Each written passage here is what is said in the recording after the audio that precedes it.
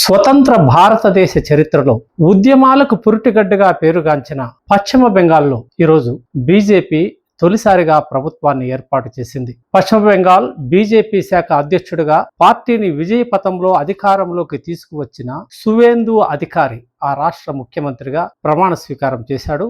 Governor RN Ravi ఆయన చేత ప్రమాణ స్వీకారం చేయించారు. ఆయనతో పాటు మంత్రులుగా దిలీప్ ఘోష్, అగ్నిమిత్ర పాల్, అశోక్ కీర్తానియా, క్షుదిరామ్ తుడు, నితీష్ ప్రామాణిక్ కూడా ప్రమాణం చేశారు. అట్టహాసంగా కోల్కతా పెరేడ్ గ్రౌండ్ లో జరిగిన ఒక కార్యక్రమంలో భారత ప్రధాని నరేంద్ర మోడీ, హోం మంత్రి అమిత్ షా, ఇతర ఎన్డీఏ పాలిత పాశ్చాల రాష్ట్రాల ముఖ్యమంత్రులు, పలువురు బీజేపీ అగ్రనేతలు, కేంద్ర మంత్రులు పాల్గొన్న ఈ సమావేశంలో సువేందు అధికారి ప్రభుత్వం కొలువుదీరింది. ఈ నేపథ్యంలో ఒకసారి సువేందు జీవిత విశేషాలను మనం పరిశీలిస్తే డిసెంబర్ 15, 1970లో మేదినీపూర్లో జన్మించిన సువేందు అధికారి 1995లో కాంగ్రెస్ తరఫున కౌన్సిలర్గా తన రాజకీయ ప్రస్థానాన్ని ప్రారంభించారు. 1998లో ఆయన తండ్రి శిశిర్ అధికారితో కలిసి తృణమూల్ కాంగ్రెస్ లో చేరారు. 2006లో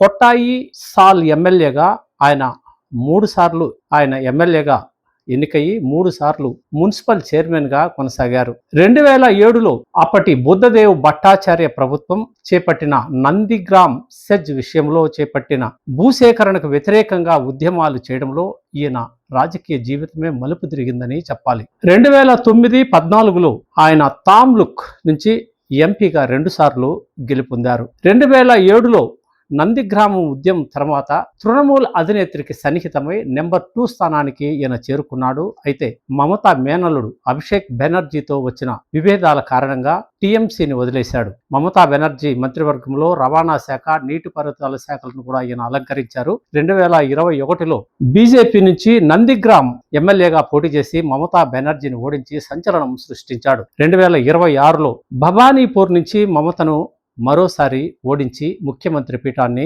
అధిరోహించాడు. ఏది ఏమైనా పార్టీలు మారిన పట్టు విధులని విక్రమార్కుడుగా ఆయన పోరాడుతూనే అంచెలంచెలుగా ముఖ్యమంత్రి స్థానాన్ని అందుకోగలిగాడు.